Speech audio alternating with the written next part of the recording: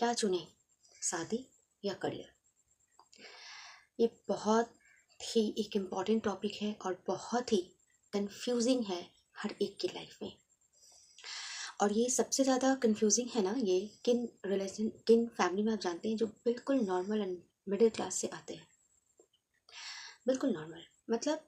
और मैं अगर ये थपका भी नहीं लगा सकती स्टैम्प कि ये एक नॉर्मल मिडिल क्लास का ही एक मुद्दा है, बहुत अच्छे फैमिली का भी ये एक मुद्दा है कि शादी या करियर। सभी तो मैं नहीं कहूँगी, लेकिन बहुत ज़्यादा।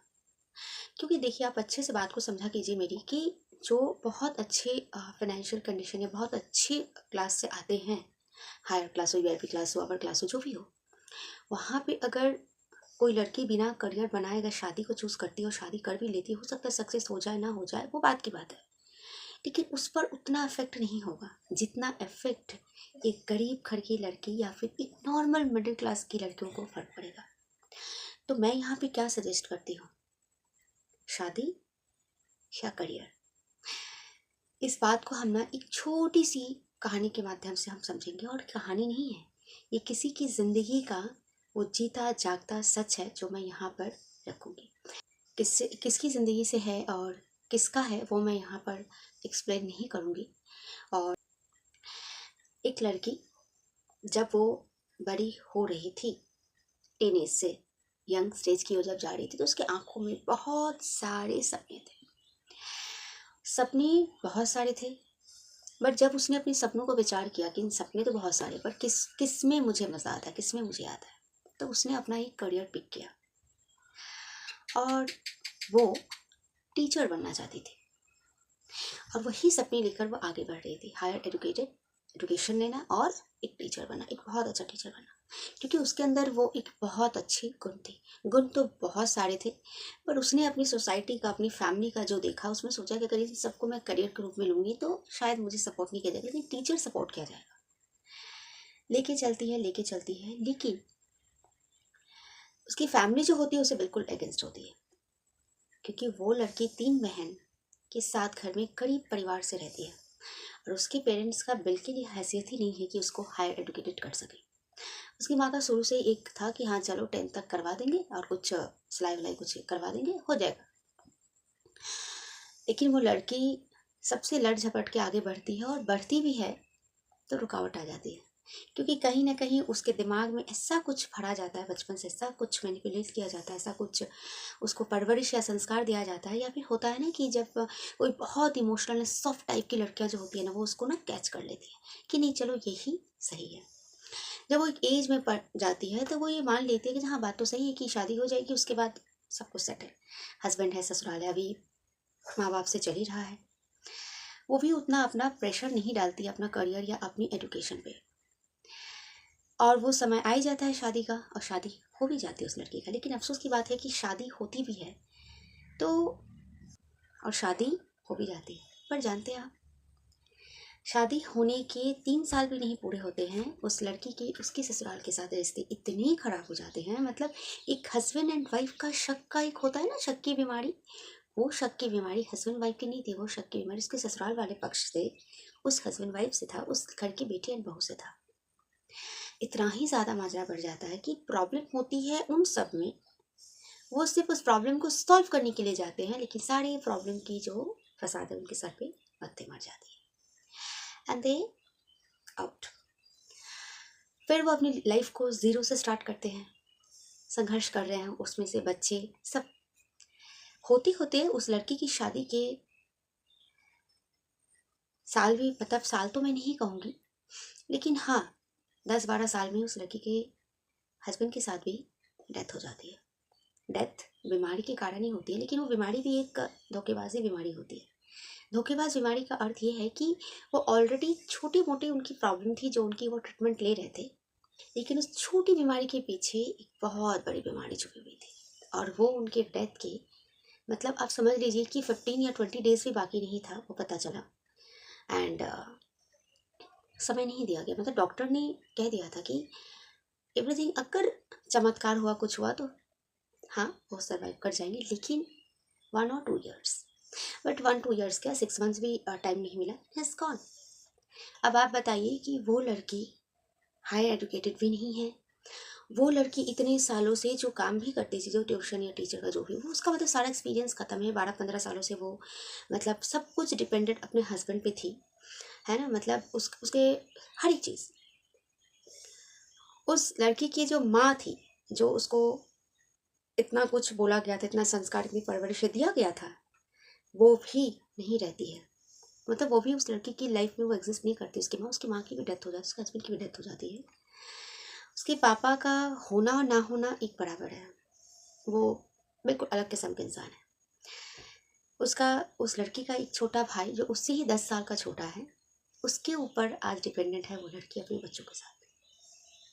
आज अगर वो लड़की कुछ कर भी रही है, कुछ करने की अगर स्टार्ट भी कर रही है, तो आप सोचिए वो कितना जल्दी स्टार्ट कर पाएगी। लड़कों की पढ़ाई है, स्कूल है, घर है, कपड़े लते हैं, खाना पीना है, बहुत कुछ है।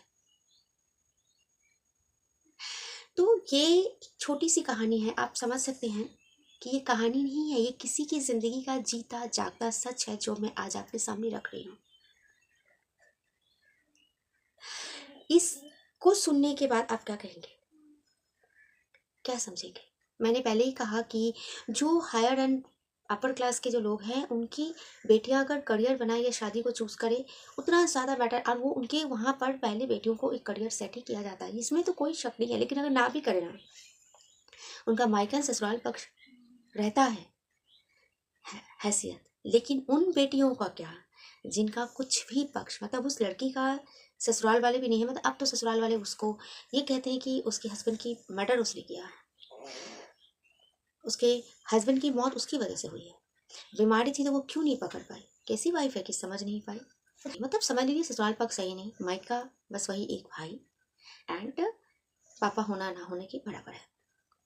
सो क्या उस लड़की पे क्या बीत रही है आप बताओ।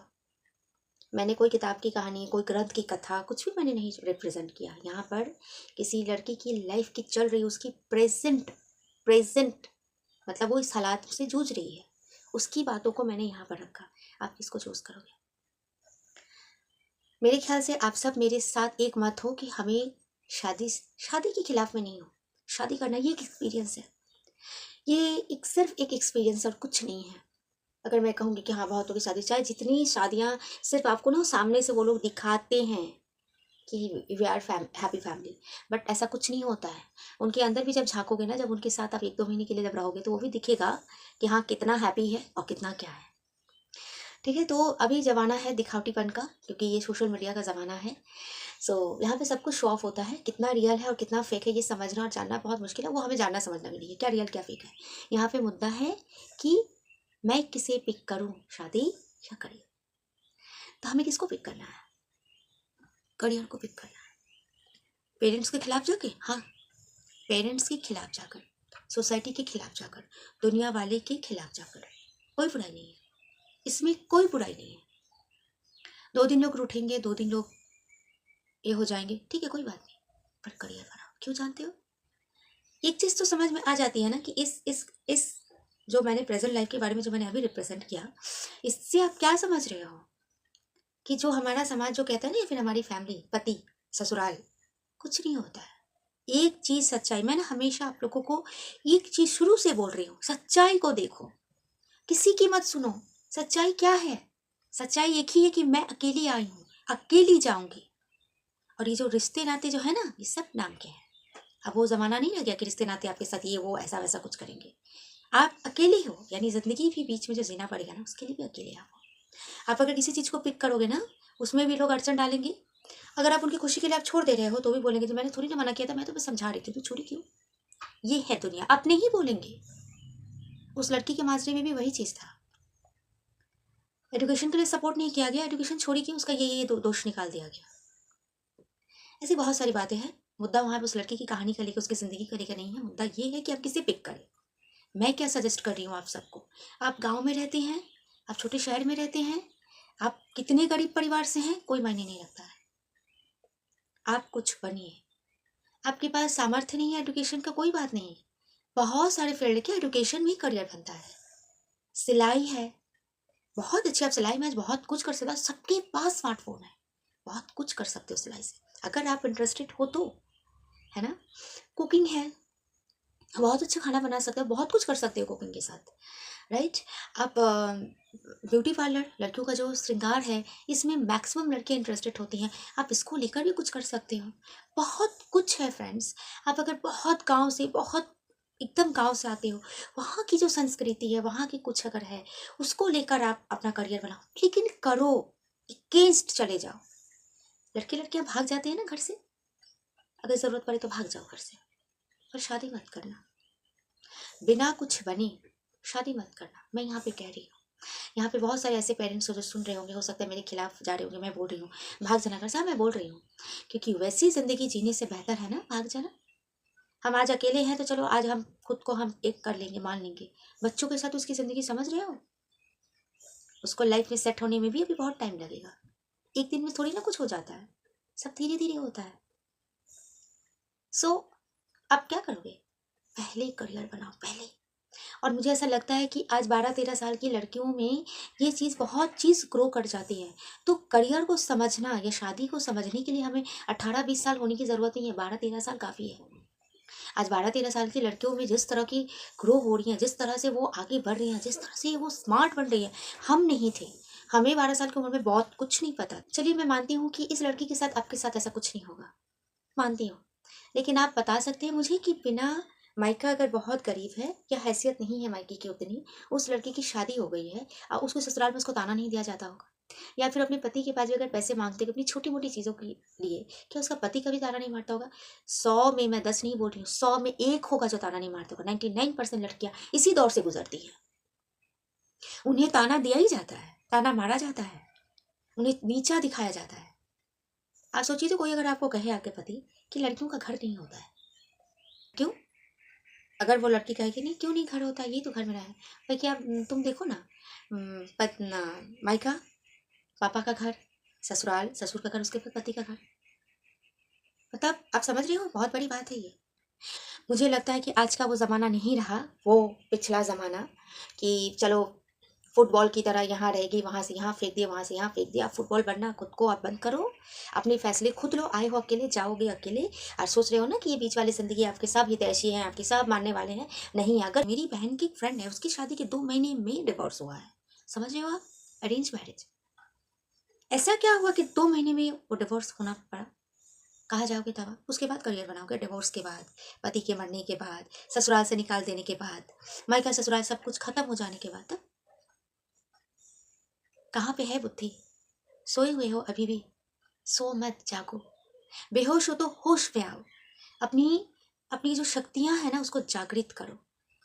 सब कुछ करो। मैं ये नहीं कह रही हूँ कि लाइफ को बहुत सीरियसली ले लो, नहीं नहीं, एक ही तो लाइफ है यार, मस्ती से जियो। लेकिन मैं बस इतना कहना चाहती हूँ हाथ जोड़कर कि आप पहले अपने करियर पे ध्यान दो पहले, ताकि 2 पैसे के लिए किसी का मोहताज ना बनना पड़े, किसी से मांगना ना पड़े, चाहे मायका पक्ष हो, ससुराल पक्ष हो या पति हो। जिस माँ बाप, जिस सोसाइटी के लिए, जिस फैमिली के लिए तुम सेक्रीफाइस कर रही हो ना, ये कोई नहीं रहेगा। उस लड़की के साथ कोई नहीं है आज। फोन करके कोई पूछता तक नहीं है कि तुम किस हाल में हो। आज का ये टॉपिक बहुत इंपॉर्टेंट टॉपिक है, मेरे दिल के बहुत करीब है। मैं बहुत दिनों से इस सब्जेक्ट के ऊपर बात करना चाहती थी, लेकिन हिम्मत नहीं होती थी कि सामने वाले व्यूवर्स मेरे इसको बात को कैसे लेंगे। लेकिन मैंने आज बहुत हिम्मत दिखा के बात को कही है। किसी को मैं चोट पहुंचाने के लिए वीडियो नहीं था, ये हकीकत था। और कोई चीज़ जब सही होता है ना जिंदगी के लिए, तो वो थोड़ा कड़वा होता है, तो एक कड़वा घूट भी पीना चाहिए, ठीक है ना। दवाई कोई खाना नहीं चाहता है कि दवाई बहुत ही कड़वा होता है, लेकिन हम सब उस दवा को लेते हैं उस बीमारी को खत्म करने के लिए। तो हमारी समाज की ना चल चल रही ये बहुत बड़ी बीमारी है, बहुत बड़ी बीमारी, इसे हम खत्म कर सकते हैं आज से और अभी से। खत्म हमें करना है, राइट। तो वीडियो अगर पसंद आए दोस्तों तो लाइक कमेंट शेयर ज़रूर कीजिएगा। और अगर आप सबको लगता है कि मुझे आगे आना चाहिए और मुझे आप लोग सपोर्ट करें ज़्यादा से ज़्यादा, तो मिलते हैं अगले वीडियो में एक इंटरेस्टिंग से टॉपिक के साथ। तब तक के लिए दोस्तों, राधे राधे।